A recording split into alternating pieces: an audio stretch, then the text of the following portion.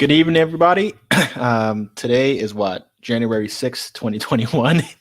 And it's a crazy day in the United States. But today we're going to be talking live about why I'm leaving the United States. Today's events is one of the reasons, clearly. Um, and I've been kind of covering this idea of living a global lifestyle for about 2 years now, or at least definitely more than a year. And anybody who knows me in my personal life knows that this is something that I've been thinking about since 2011.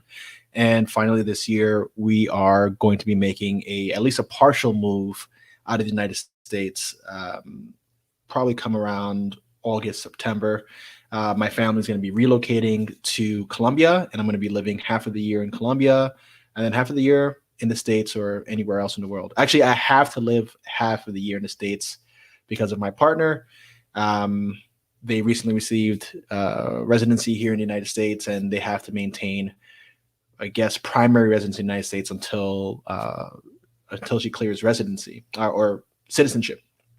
So what I've been doing now on my channel is documenting some of my, I guess, adventures and going into different countries and really taking a look at what life would be like there. And if I would actually consider living there, what the cost of living would be like, what is the real life, and what is the life for an expat, someone who is earning in US dollars and taking advantage of our currency relative to foreign currency. So far, I've covered Italy, I've covered Brazil, and I'm still covering Brazil. And since I've already told you that I'm going to be relocating to Colombia, and I was just there for the holidays, I will be covering what life is like in Medellin, Colombia. So definitely stay tuned for that. Those of you on Instagram, hello, everybody. Make your way on over to YouTube. As in about the next 2 minutes, I'm going to be cutting out of Instagram. It's hard for me to keep track of folks both on Instagram and on YouTube, and I kind of want to keep things consistent and not really be looking at two different cameras. So just to let everybody know, this is my live broadcast. What I do is on Sundays, I release whatever my feature video of the week is. It's typically more produced, typically, I don't know, anywhere from 7 to 20 minutes where I'm covering whatever my topic is. That could be real estate investing, international real estate, home health care, and starting a home health care business, general business tips, things about ENTP personality types. If you don't know your personality type, I definitely recommend that you go on over to 16personalities.com. Take a Myers-Briggs personality test so you know what your personality type is, what the strengths are of that personality type, what the weaknesses are, so that when you're building teams, partnerships, relationships in your life, you are kind of assembling them appropriately to match your personality type. So definitely take that personality test. What's going on? Frania, everybody else, welcome, welcome, welcome. I'm going to be going completely live in 1 more minute on YouTube. So definitely make your way on over to ENTP Live on YouTube. If you're not already on YouTube, I'm also simulcasting on Facebook. So if you're a member of the ENTP Live group, definitely go check that out. Hello, everybody, and welcome. So ultimately, after my featured video of the week, whatever the topic is, I then do a live to discuss it in detail, potentially ask real-time questions or answer real-time questions, and give a little more texture to the conversation and an opportunity for me to kind of interface with the community here at ENTP Live, get to know people, usually, those who are active, who comment, who check out the lives. I like to get to know a little bit more about them. Sometimes I answer questions about previous videos or other topics. And this goes on for about 30 minutes to an hour, sometimes an hour and a half if I'm feeling really good about talking or complaining. So if that's the sort of thing that interests you, whenever you see me put out a video for the week, know for sure that on Wednesdays, I'm going to be following that up with one-to-one direct conversation. All right. So thank you all. I'm definitely going on over to YouTube at this point. I'm not a member, so I can get into YouTube or have to be a member. No, you don't have to be a member. You just go to YouTube, pull up my name, ENTP Life, and this live broadcast will be up there. So you don't have to join anything. You just have to be on YouTube. And the cool thing, I could kind of broadcast the questions directly on the screen. It tends to be a good time. So once again, I'm out of here over on Instagram. Make your way on over. Thank you. Bye-bye. End video. Share to IGTV. whatever that means. Live. Boring stuff. Okay. Another thing is, those of you who are longtime followers of ENTP Life, you know that I have a program called Killing the American Dream. It's my tutorial on how to invest in 1 to 4 family real estate. If that's something that interests you, make your way on over to entplife.com. You can kind of put in your email, all your details. I am having another Invest and Learn group that I'm putting together in this first quarter of 2021. That way you take the course, you learn, and then you get the opportunity to invest in a flip or a deal with me.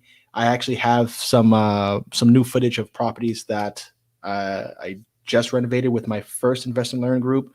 So next Sunday will be that video, kind of going over the reveal of the project. That one's complete. And if you check out my Instagram, you're going to see that tomorrow I'll be posting about that property. So you can see what it looks like ahead of time. Awesome. Now that that's out of the way, let's talk about the topic of the day, which is relocating to Brazil from the United States. And what is it about Brazil that attracts me? What is it about these particular neighborhoods that I covered in this week's video? Santa Teresa and Ilha Da Digoia. These are a little less known neighborhoods compared to Copacabana, which is what more or less everybody knows. And then Ipanema, of course, everybody knows that. But these are neighborhoods that are really not your main tourist attractions. These are neighborhoods where people are living, where families are, that are kind of off the beaten path and a little more bohemian in nature. So when you're looking into visiting Brazil and looking up tourist attractions in Rio De Janeiro in particular, a lot of people are going to point you in the direction of Christ the Redeemer, Sugar Mountain. And another one of those sites that people tend to visit is Escadaria Celeron, which is a mosaic staircase. It's that staircase that was in the Snoop Dogg and Pharrell video, beautiful, colorful, really just tile mosaics that this artist by the name of Seleron decided to do. He just took it on as a personal project. And it's in a kind of, I guess, dilapidated neighborhood. The neighborhood is gorgeous in that it has a lot of old European architecture. And it looks like, an old Spanish city or old Portuguese city or even like Hungary or Budapest. It has that classic European feel, maybe built in the 19th century, early 19th century, late 18th century. Large stone facades, large entries, pretty grand buildings, but they've all fallen into disrepair, or a great majority of them have been. And it's kind of, like I said, a transitioning neighborhood. So that artist, Jorge Celeron, I believe it's Jorge, but Jorge Celeron moved to Brazil at some point, fell in love with Brazil like just about anybody who goes and visits, and decided that he was going to make it kind of one of his pet projects to redo the stairs to his home, and he did them in these colorful mosaic tiles. But like most artists, they can't stop. And he kept going with it, and he built this huge staircase that, I don't know, I would probably say it's easily 8 flights to 10 flights of stairs that goes a little higher into another neighborhood. And it's really colorful, really beautiful. It is the cover photo for this live. But that's in the neighborhood of Santa Teresa. And because of that kind of rundown, low-cost housing that's in Santa Teresa, it attracts creative types, because creative types tend to not make that much money until they're famous, et cetera, et cetera. So they need low-cost rent. But what the creatives also do is they bring restaurants, shops, and the things that are typical with those who are artisans and artists, more or less. So I see Santa Teresa over the years, especially if more people relocate to Rio de Janeiro, especially expats or creative types, that's a neighborhood that can, I think, turn around. Like I said, the architecture is beautiful. It's not that far from the beach. It's in Copacabana, in the center of Rio de Janeiro. So easy to get to, serviced by public transportation to a degree. taxis are always around. Very affordable lifestyle, very unique lifestyle, and very authentic for Brazil.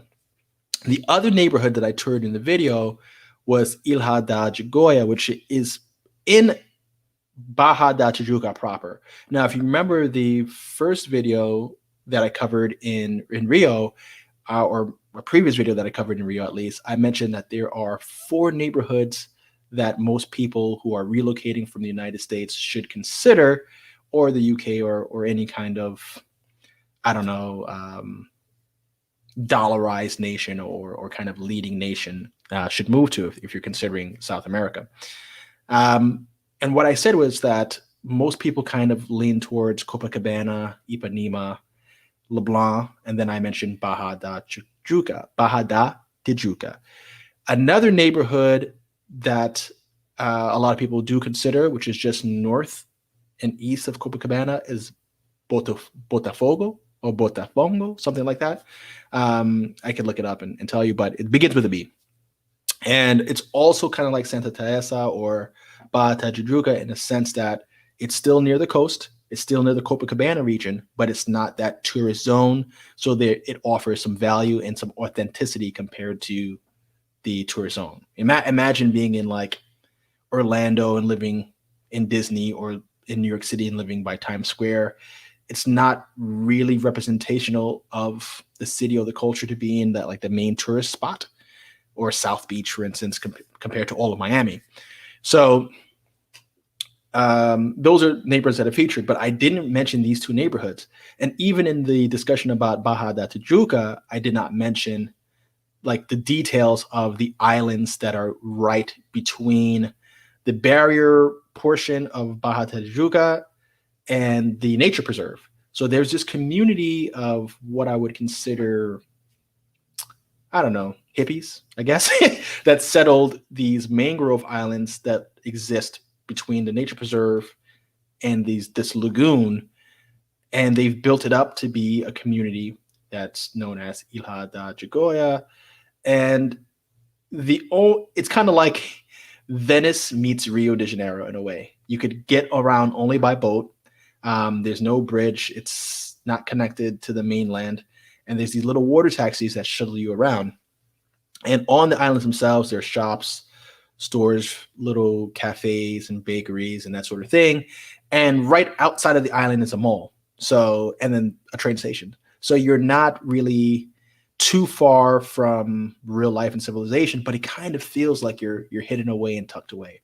And these are 2 neighborhoods that I wanted to highlight because to me they're interesting, and some of the places that I would consider living if I were going to go off the main path. Remember, my top choice, my number 1 pick was LeBlanc, and LeBlanc has some of the most expensive real estate in all of South America. I think they hold the record for the most expensive area in South America, but it's nice there. It's comfortable, new developments, really close to the beach, really close to the tourist zone. I think it offers some of the best of what that region has to offer. And second to that, I chose Barra da Tijuca, which is more off the beaten path, but just as gorgeous as Copacabana. If not, I think the water quality is even bluer and nicer. So, and it's much cheaper than that entire region. So if you're looking to get the Copacabana look, feel, the beach, good housing, safety, but on the cheaper side, you definitely can do so in Barra da Tijuca. And if you want that boho life and something a little more alternative, you can do the islands in Barra da Tijuca. It's kind of the way that I look at it, right? If I were going to choose between Santa Teresa and Ilha da Digoia, I'd probably pick Ilha da Digoia if I wanted to more or less relax. If I wanted to take on a creative project like a flip or a restoration of one of these old Portuguese buildings, I would definitely do Santa Teresa because I could do, like a 3 or 4 story townhouse, first level being anything that I wanted to be, restaurant, shop, event space or common space for the community, and then apartments up top. Or I can even convert the whole house into an event space and have, some sick parties in there. So that's kind of where my heart is. And that rounds out where I would consider so far in the principal area of Rio de Janeiro, the city in that Copacabana hub. Now, there's other neighborhoods that are in the Rio de Janeiro capital area, but I don't know them. And I can't really speak to them because I haven't visited, I haven't checked out the real estate prices, etc. For example, a 2-bedroom beachfront property or ocean view property in Ilha Da Digoia will run anywhere from like 1,600 to 3,000 reais, which is like 400, 350, 400 to like 600 US dollars for a 2-bedroom, comfortable apartment, nice building, doorman, pool, that sort of thing. So incredible value to be had. It's kind of like living in Miami, except in Brazil. So people are warm. There's always a party, great food, that sort of thing. Now, what I want to kind of do is turn over the conversation to really, before I go to the audience, is to kind of address current events and some of the things that have prompted me to want to kind of get out of here. So back in 2011, I went to Thailand for the first time, and that's where I really got to see how far the US dollar goes. This is a story I tell all the time. I saw that I could get a meal for $1 or $2. I saw how cheap housing was compared to the US. In a major city like Bangkok, I could rent apartments for $500-$600, nice, newer developments, air conditioning, the amenities that you could come to expect, $500-$600, with the US equivalent easily running $2,000 to $3,000 a month. And the vibe with the people. It was really the first time that I saw how far the US dollar goes, because before then I traveled to the Caribbean and more developed areas that were pretty much dollarized. So I didn't get to really see the stretch of the dollar. I was trapped in resorts and trapped in the bubble life. But in Thailand, even if you're in the resort world, the prices are still in Thai baht and they don't get dollarized. So it was my first time seeing that. And then, Thai, the Thai language and the Thai culture is a lot different than the US language or English and the US culture. So I started thinking, well, Thailand is on the list, but where in the Western hemisphere could I get the same value? And it was a thought that stayed in the back of my mind. And it wasn't until I went to Lima, Peru, that I saw that same correlation. Housing prices about a third of what they are in the United States, or a quarter of what they are in the United States for high quality. Food cost, 50% of what it cost, in a major city like New York. I could go and get a 11-course meal at a high-end restaurant and pay $100, while the same meal in an equivalent restaurant in New York City would cost me $300 to $500. Things like that. A beer in the restaurant is going to cost me $3 as opposed to $7 or $9, depending on, again, the restaurant. And I was like, you know what? Lima, Peru, I could do it. Then it was Colombia, and then it was Brazil. And I pretty much got the sense that all the major cities in South America that are developed, Quito, Medellin, Bogota, Cali, Lima, if I didn't mention that, Sao Paulo, Florianopolis, Rio de Janeiro, all of these areas that have subways, that have proper infrastructure to support normal life, roads that aren't like the roads of the Caribbean, and somewhat stable and self-sustained country, Buenos Aires, that sort of thing. I started to think, man, South America has a lot of options, and where would I go? So I settled on Medellin because of the proximity to Florida and to New York City. It's 3 to 5 hours, depending on which city you're going to. And Brazil is just a little bit further, longer flights. But when I went to Brazil, I fell in love with that place.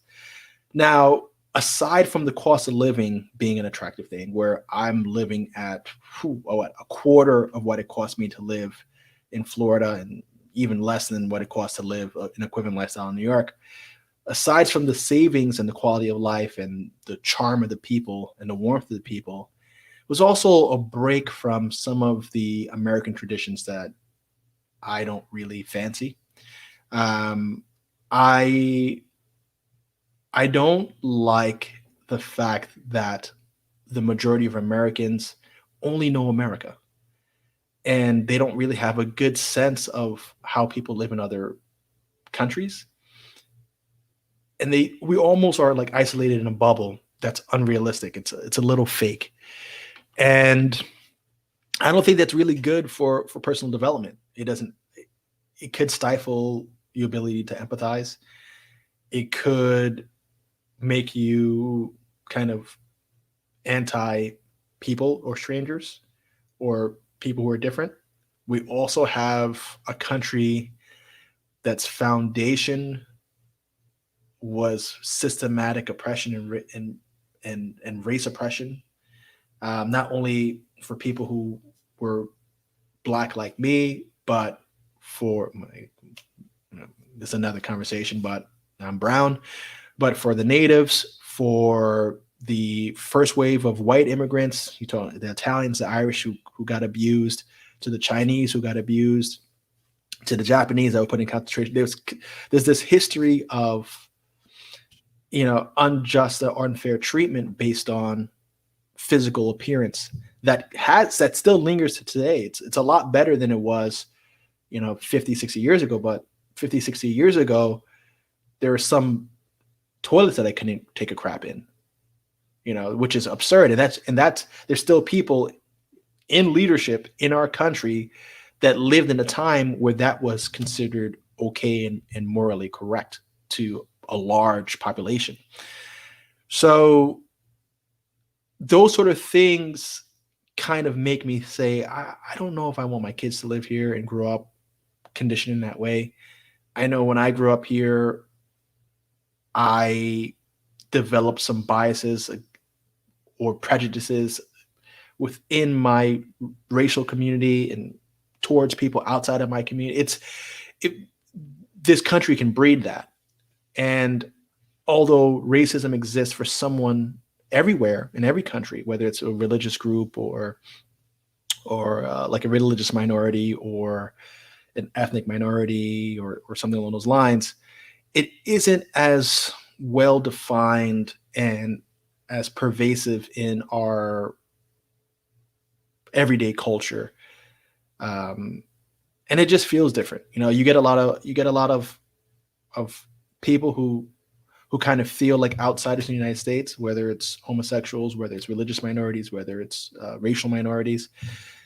And a lot of them, when they travel out of the US, they'll give you the same experience. I didn't feel as if I was being kind of looked down upon.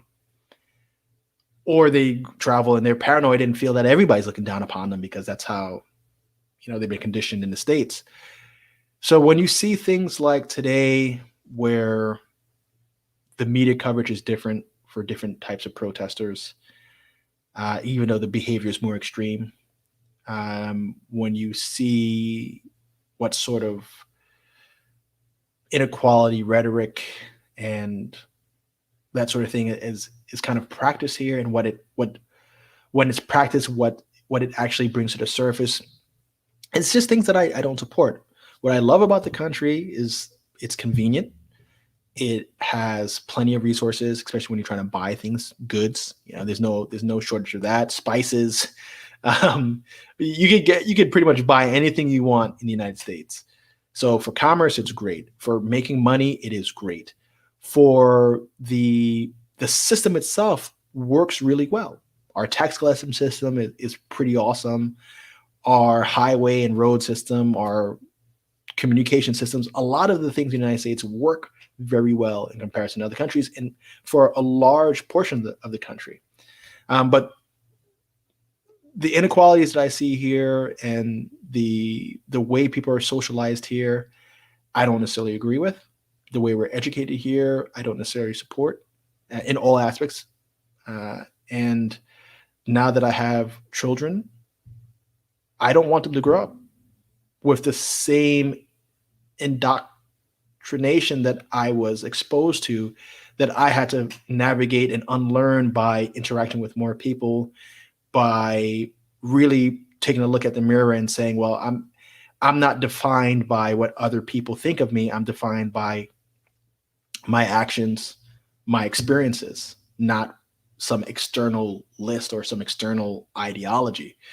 And not everybody has that ability to kind of reimagine themselves or re-envision themselves in a way that is not consistent with the image that has been placed on them by their friends, their family, their peer group, by the media, by pop culture. Most people just accept the role that they've been given and then start to live that role. To undo that is extremely difficult.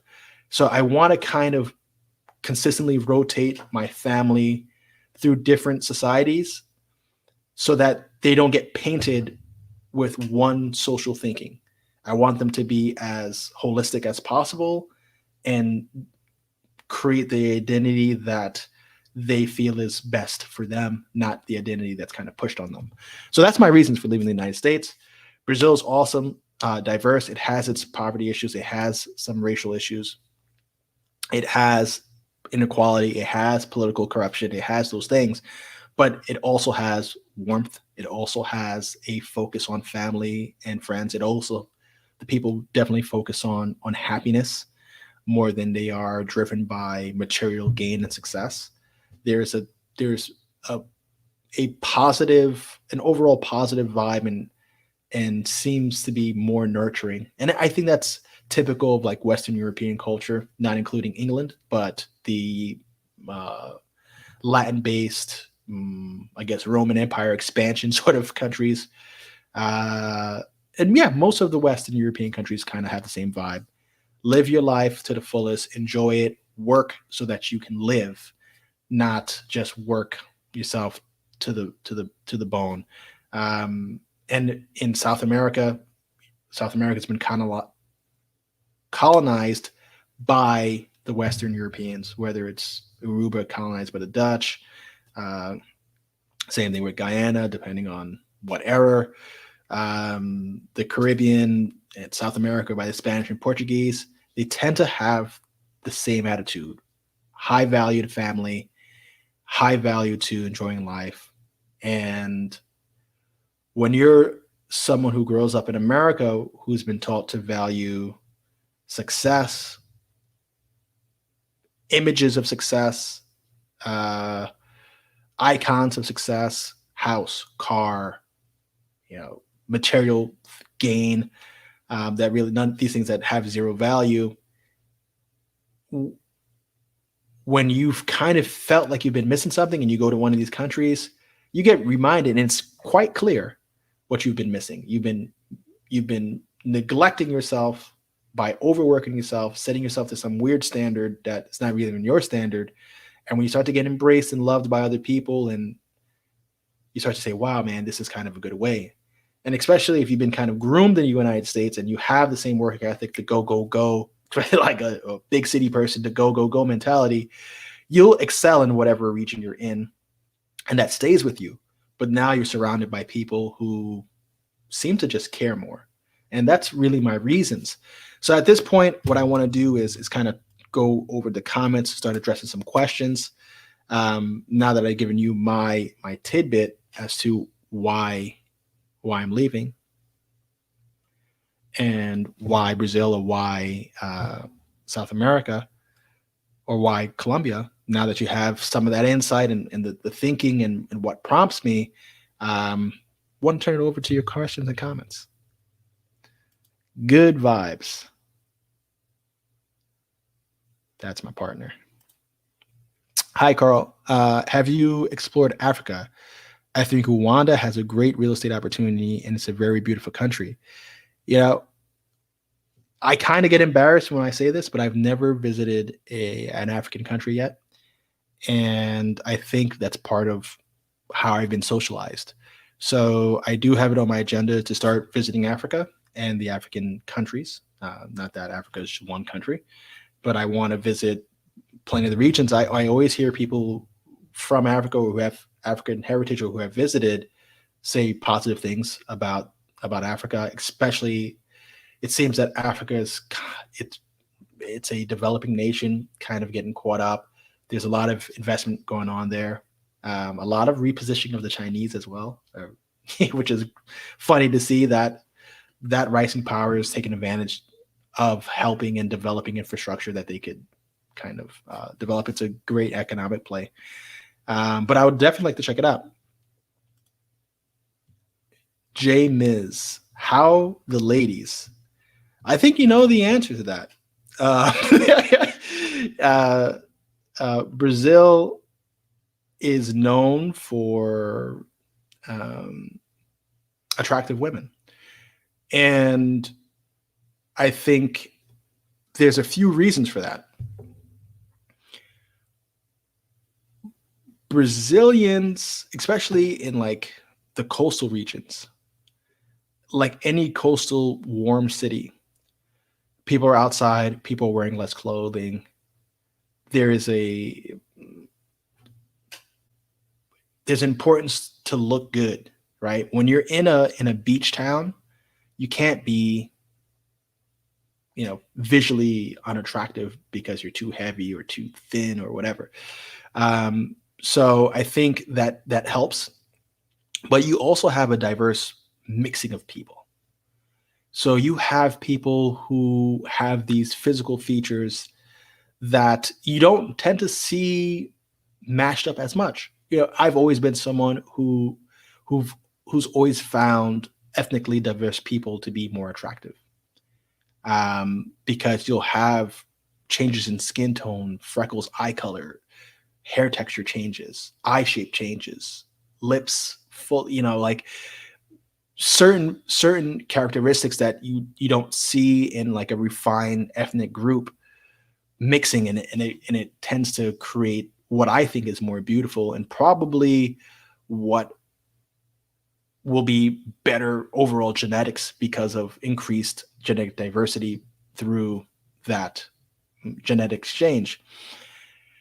So that's one piece. Another part of what's interesting about women in Brazil is that there's less of a taboo on who initiates interest. And I think this is something that exists in most of the South American countries.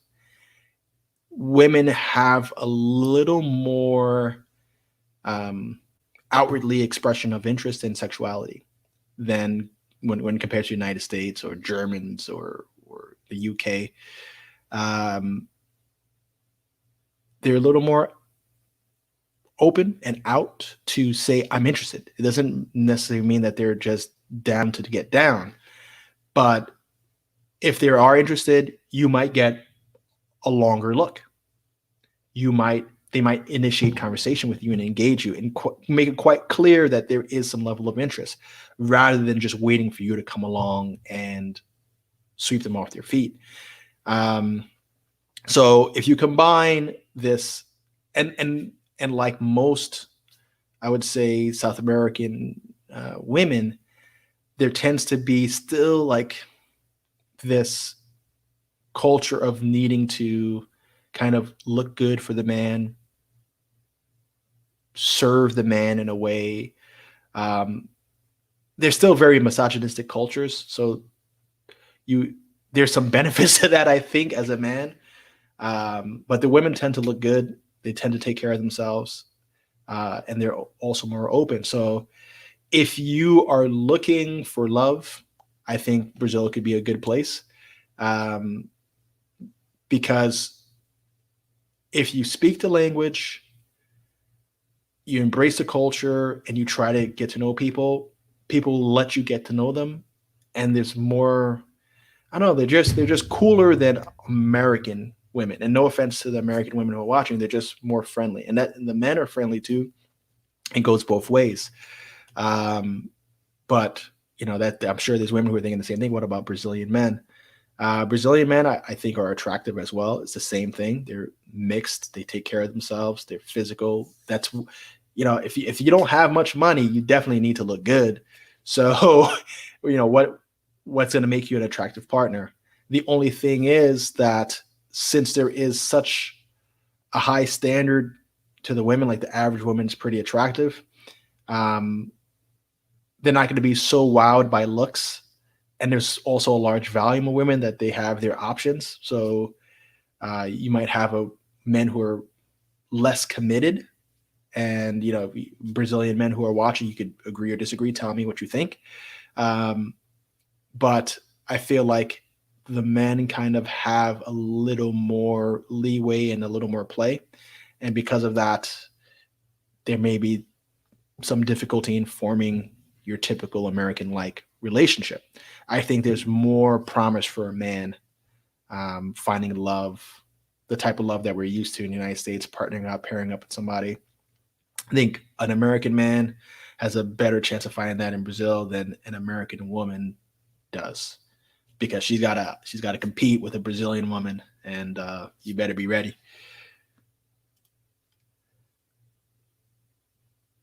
I like Tela and Rotan in my country. Rotan, I've been there only on a cruise. Is it? What do you feel about that island? Do you think it's truly representational of Honduras? Architect 501, I owe you an answer. I'm designing and budgeting a multi-family building for social purposes right now. I'll show you the big numbers when ready. Awesome. I'm staying tuned. I see your comments, and I think you have my email, so definitely send what you have. Randy Rosales, a freelance Latam. Latin America rocks. It really does. It has a lot of gems. Randy's asking, and Randy, you've seen him here on the channel. If you haven't, I have an interview. Check that out with him. He's the founder of Freelance Latam. They provide full-time and part-time virtual assistants, not virtual, but true workforce, in pretty much every line of work that you could think of, at really affordable prices. You should check them out if you're looking to hire people. Free plug. So, what is more expensive, Medellin or Rio? I think Rio can be more expensive than Medellin, in that some of the real estate prices are much, much, much higher than Medellin, and also it's a bigger city, way more people, and it's a coastal city, so it's like, I think you could find comparable quality housing and lifestyle. Costs could be about the same, but I think what ends up happening is that there's a higher ceiling, like where you could go much, much more expensive when it comes to housing and lifestyle. But I would say food costs are about the same. Going out to restaurants is going to cost you the same. The day-to-day life is going to be similar, especially for like the middle class. But once you start trying to push for wealth, I think you go into a higher category. And I haven't done like a Rio to Bogota comparison, because I know Bogota's has a higher ceiling than Medellin, as far as wealth is concerned, because it is a bigger city, more wealthy city. But to give a short answer, I would say they're about equivalent. I think $2,500 a month in each of those countries gets you about the same sort of lifestyle, 2,500 USD. Decent apartment, food, utilities, full-time help. I think it's all about the same.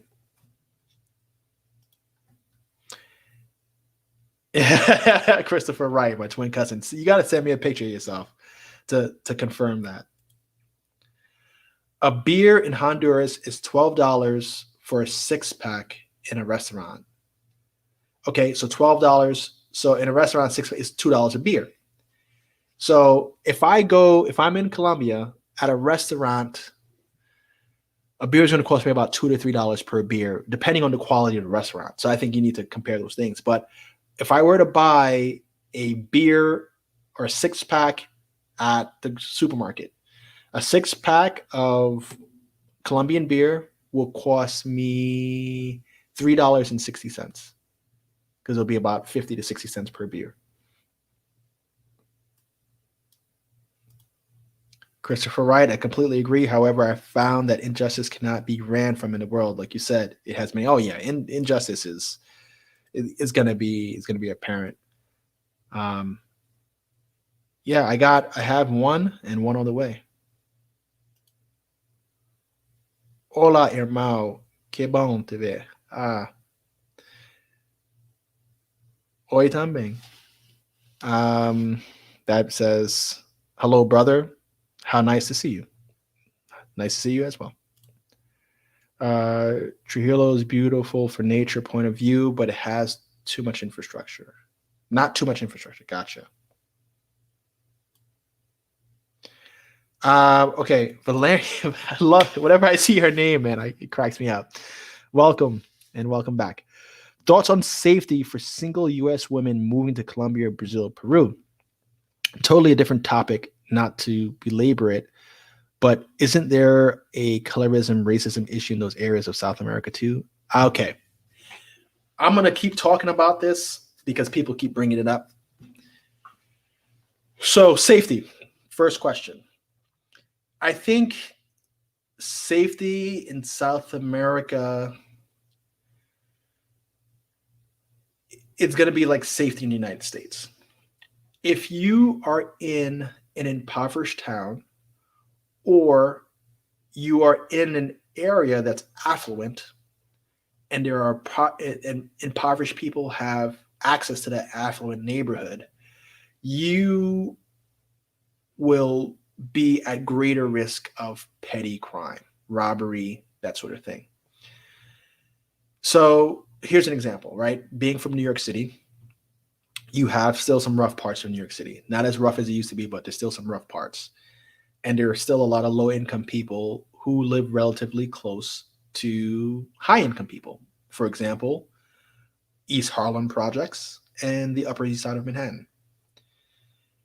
Now, if I go to East Harlem, does that mean I'm going to guarantee myself to get robbed? No. If I go to East Harlem at 2 a.m. in the morning, stumbling around drunk, looking like, a melon that's ripe to be, picked, and there's somebody out there who needs, a new iPhone or who needs what I have, my watch or whatever, they might just rob me, right? So I have no business stumbling around East Harlem at 2, 3 a.m. alone, drunk, like a papaya.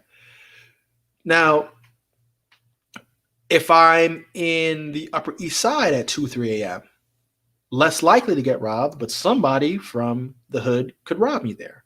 If I'm in Tribeca, the same thing. So at certain times of the day, you're going to be more safe and less safe. In certain neighborhoods, you're going to be more safe and less safe.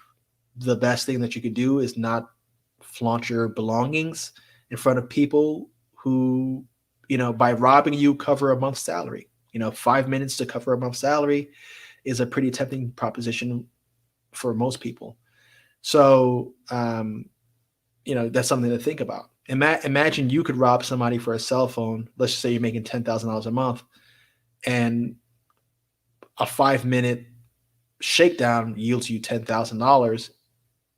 You might do it, or you might, take somebody's belonging just because it was that easy. So that's kind of where there's safety issues. I think women deal with a different sort of safety concern when it comes to like sexual crimes. As a man, I don't walk around concerned that I might be grabbed, groped, sexually harassed, or even, the worst, raped. I don't have that fear, so it's not the first thing I think about. When I walk around at night, I'm not thinking about who's going to rape me, who's going to take advantage of me. Okay, this man coming on the subway, my only threat is this person going to rob me or not? Can I take him or not? Is it worth the fight or not? Women have that extra concern. Now, I would say it's probably the same. The same precaution that you would take here in the United States to avoid being the victim of a sexually motivated crime, I think you should take anywhere in the world. And I don't see it being more or less. I think it's about on par. It's the same.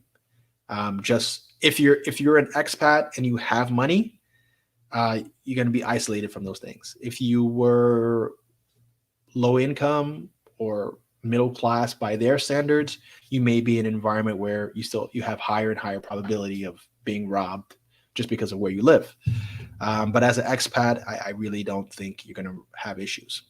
Now, the second piece of your question was related to colorism and racism. Completely different ball game in South America versus the United States. In South America, people don't first identify by race. They don't have boxes on their census forms or their social security applications or their job applications or their college applications or their mortgage applications that ask them to identify what race they are. That's something that exists in America. It's actually crazy that that exists in America, because when you look at other government documents in other parts of the world, they're not sitting around counting people and sorting people by color when they're applying for a mortgage. You don't have that. So since people aren't identifying first by race, you inherently have less grouping and less isms to deal with. Now, what you will see is potentially a filtering of class, and there being more color in low class and more whites in the upper class. But it doesn't mean that you won't find impoverished whites commingling with impoverished, insert any other color. Now, because there is kind of more colored, darker people that were the descendant of slaves that have less opportunities than their, white counterparts, they're now all the same countrymen. Those white counterparts may have been landowners that came over with some opportunity. They weren't slaves, so they had like a better starting point. What ends up happening in South America, it's more of a classism issue. Once you're a higher earner in a certain neighborhood, you speak appropriately with like an educated person, then you start, that's what your status is based on, and that's how you're considered. If you look lower income, not by color, but by language, by mannerism, speech, education level, then you get grouped together. So somebody may see a black person in Brazil, and if you saw that black person in a shopping mall, but their style was consistent with upper class, they wouldn't be thought of as, oop, that person's a threat. However, if they saw the same black person that looked like he just rolled out of the favelas, sneakers that might be 5 years, clear signs of poverty in an upper class mall, they might be asking, what is that person doing here other than potentially looking for a target or maybe looking for work or something along those lines. So if you look the part based on those things that I described, then the isms go away. Now, you have another factor. If you're coming in as a foreigner and it's clear that you're a foreigner, regardless of what color you are, it's like, oh, you're a foreigner. And if you're a foreigner from what's considered a wealthy country, even better, because you're not going to be a financial threat. They're actually curious about you. And when they're curious about you, they want to include you into their society, include you into their circle. They're curious to learn about your differences, your customs. So if you come from the States and you go down there, you might see like, oh, this looks like racism. Why are all the black people in the favelas? All the black people were in the favelas because they were, once upon a time, they were slaves. Once upon a time, they weren't allowed to go to college. They weren't allowed to get an education, so they lagged. But it being as well structured and defined as the United States, different ballgame. You can even see the differences in racism between the United States and the UK, even though, it was a very common root. Both exploited slavery, but the way that it was done in the United States was more extreme. So I encourage all colored people, all women, all people in general, if something about your ethnic group, your race, your religion, your sex, your sexual preference is discriminated against, don't let that define you at all. your your morality, how you treat other human beings, how well you educate yourself, what you prioritize. To me, that's what gives you substance. Don't concern yourself with other people's isms, because the people who are going to judge you based on these things that are, so, I don't know, natural or not character defining, um, people who judge you negatively on that, you don't want to be around them anyway. Just avoid them. And there's more people who are going to embrace you than that. Don't let that prohibit you from potentially pursuing what might make you the happiest in life. Chris, how would you contrast Brazilian and Colombian? Colombia and Colombian. You see that U there? It's an O. So, a common mistake that people make, it's COLO. How would you contrast Brazilian and Colombian culture? Very similar and very different. Similar in that there's that focus on family, on friends, on having a good time, maybe a slightly less lackadaisical approach to work compared to your average American. Those things are the same. Where they're different is that, first of all, the languages are different. Some of the foods are fairly different. You're going to find rice and beans in most of in Colombia, but those beans are going to be prepared different. They're going to be seasoned differently. I think there's more of a Afro-indigenous infusion into the Brazilian culture than there is in the Colombian culture. You could, like I said, you could see it in the food, but a lot of things are similar. A principal meal in Brazil is going to be feijoada and meat and rice and tapioca. Some form of tapioca. That's going to be common. And in Colombia, it's going to be a bandeja típica in some way. A pork rind, a sausage, a piece of meat, rice and beans, and avocado. So similar, but flavor profile is different. Also, Brazilians are Brazilian.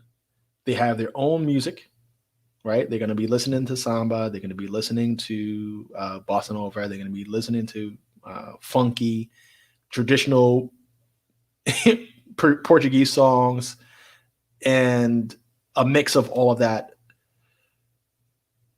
And they're not going to be really listening to salsa. They're not going to be listening to merengue. They're not going to be listening to cumbia. And they're not going to even embrace the Spanish-speaking artist that much. Some of them are into reggaeton, but they are very much Brazilian. When you look at Colombia, you'll see that there's a lot of similarities between Colombians and Venezuelans, Colombians and Ecuadorians, then a little bit with the Peruvians, and what music they listen to, and kind of how pop culture mirrors each other. Completely different than the Brazilian culture. You remember, Brazil is 220 million people, large African population, large indigenous population, large Portuguese population, large German population, large Italian population, large Portuguese population that came together and formed a nation that is unique in its own right. So they're kind of, I don't know, I would say Brazilians are to Colombians as Americans are to Mexicans. I would say it's that different, but that similar, in that Mexicans, we worship the same gods. We might have some similar foods in some capacities, but not many. Yeah, it's kind of something like that. Mr. Sheldon Fisher, welcome. Thanks for stopping by. Let's see what Architect 501. Rotan don't represent a total view of Honduras. It has a lot of international residents and have some own life. You would have to visit San Pedro, Sulia, Copan, etc. Gotcha. God is God is omniscient, so that must mean he knows what it feels like to take a cock in the ass. God confirmed gay. Okay. uh, we could get into a conversation about God and God theories, um, but I really don't know what you're talking about, dude. Uh, Architect 501, for safety, you have to know where to walk. I've never been robbed in 49 years. Exactly. And if you were robbed, how much would that change your life? Not much.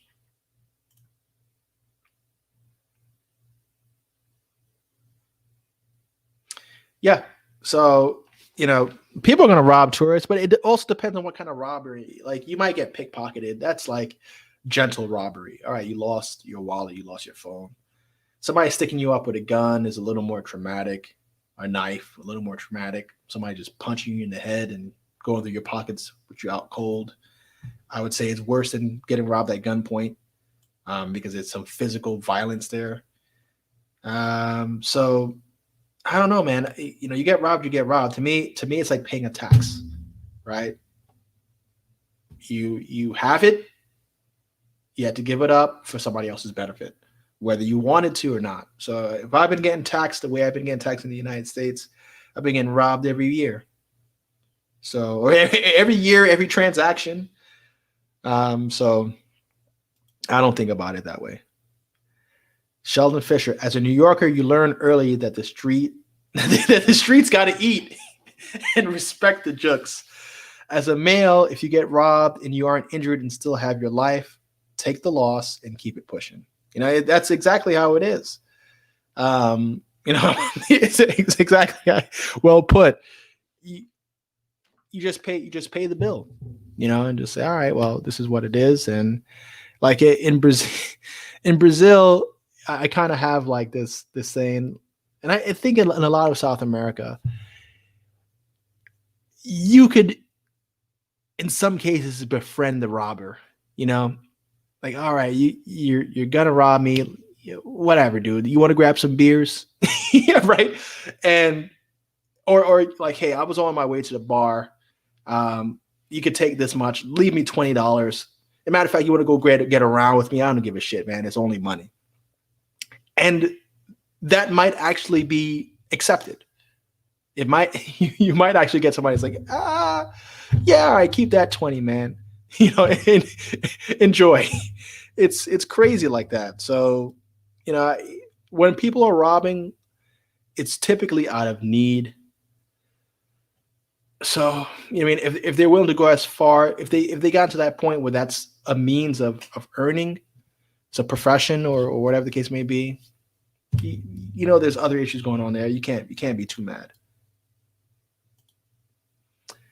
Valerian Steele, thanks for the comprehensive explanation, and I'm glad to be back. And I'm glad to be back. You have great content. Oh, thank you very much. I appreciate that. So that takes us to the 1 hour mark. Any last questions before I sign out of here? Because I'm about to get out. Yeah, you see?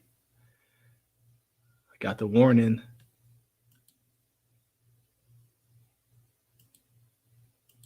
I'll take like 2 more questions if they come.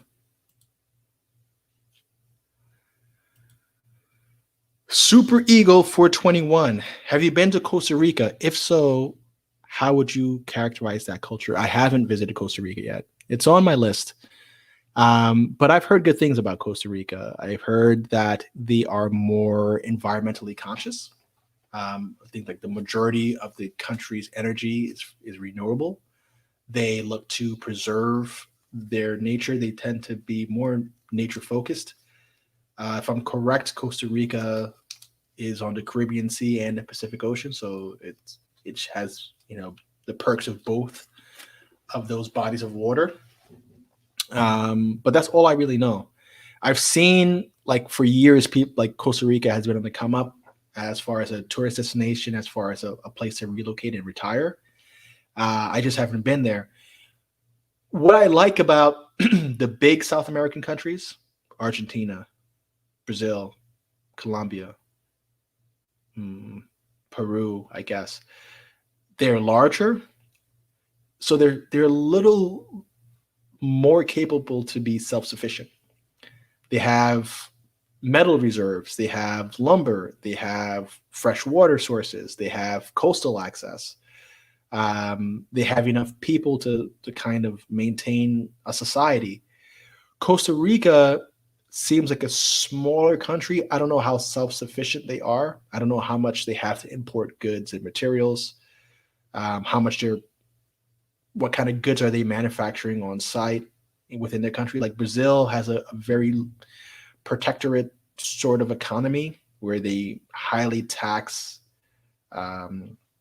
imported goods, and they try to produce their own. Like the majority of their automobiles run on ethanol rather than gasoline because they're able to produce a lot of ethanol from sugarcane reserves and that sort of thing.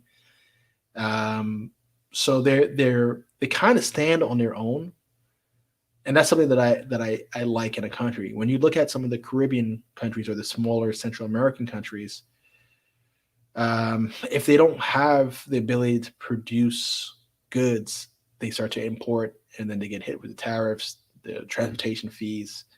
When you start paying $6-7 for a gallon of orange juice in a tropical area, I think that's absurd. Where food costs get high, like because they're not able to produce enough animal protein, so they don't have enough farmland. I believe Brazil produces the most beef in the world, so beef costs are low or lower by comparison than someone who's importing beef from Brazil.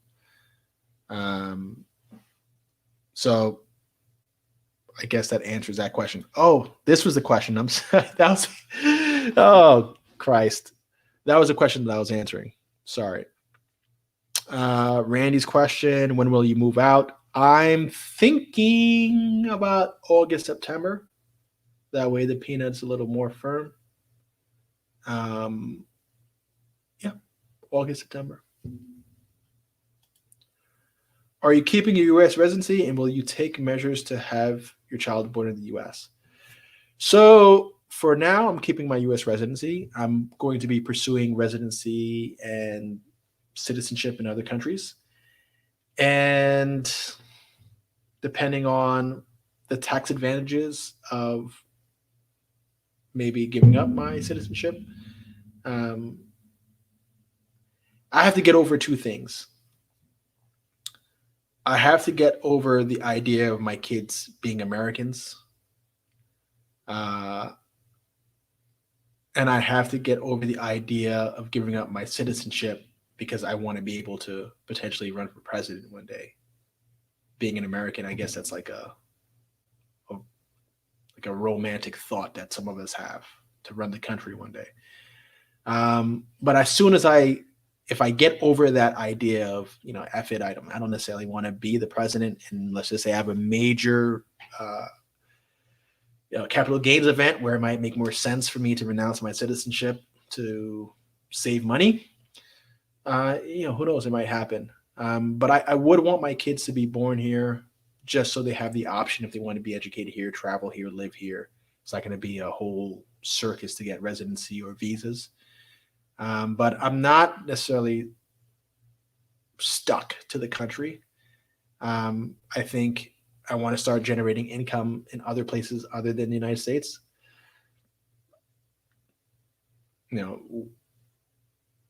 UK would be nice to earn some money there. Earn money in euros would be nice, just because they're currently higher valued currencies. So I would want to earn in higher valued currencies rather than local currency, especially in the South American countries. There can be a lot of volatility in their currency. So I don't want to be stuck to that. I'd rather be dollarized for now. We'll see how long I feel that way, but that's my current sentiment. Keep it up. Greatly appreciated. Thank you for coming by. I appreciate your attention and time. I guess these are the last two comments, and I'm out. Are you going to take measures to have you? What am I doing here? Is that the same question? Well, it's the same question kind of rephrased. Are you going to take measures to have your child born in the US? If so, what that be in his long would that be in his long term? And I'm trying not to think too far in the future anymore, because I feel like it creates a certain anxiety in me, and I have really no control of the future. I have no idea what the future holds. So many variables from day to day. I could fall down the stairs on my way out and be a completely different human being tomorrow. Um, there could be political instability. There could be major wars. There could be an alien invasion. There could be all kinds of things that affect my future. So I would say that I really don't know, don't really care. What I care about are opportunities for my kids. And more importantly, I care about them obviously being healthy, but maturing to be good people and contributors to humanity. And not only to humanity, but to all things earthly.